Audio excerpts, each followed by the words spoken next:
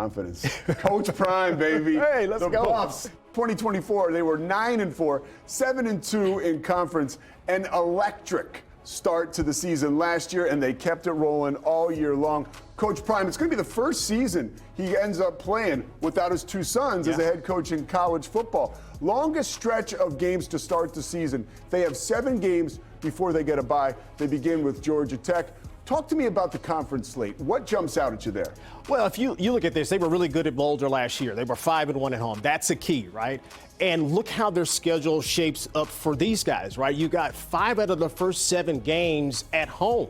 That's a big deal, right? And if you look at it as a team that is trying to get the student body involved, you've got that atmosphere as some of these teams start to travel in. That is a huge thing for Coach Prime and his crew. They're going to have obviously a new quarterback. You know, it's either going to be Jaden Salter, it's either going to be Julian Lewis, who we don't know. But make no mistake about it, they're going to be ready, locked and loaded there in Boulder. Well, you mentioned Colorado, and you know they lose guys, right? You lose Shedeur, you lose Shiloh.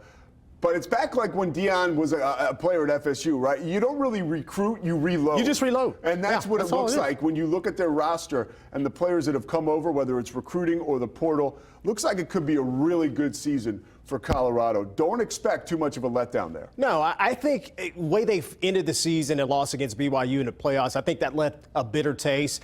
You know how it is. If you don't finish the season on a win, boy, that propels you in the offseason. And so, again, with this schedule, I think it is very favorable for these guys of how they can certainly make a run and get right back in the mix of a Big 12 championship appearance, perhaps. And you mentioned 5 of those first 7 games at home. Yeah. Their bye week coming week 8. So they'll have a little bit of time to get on a roll and get some momentum going.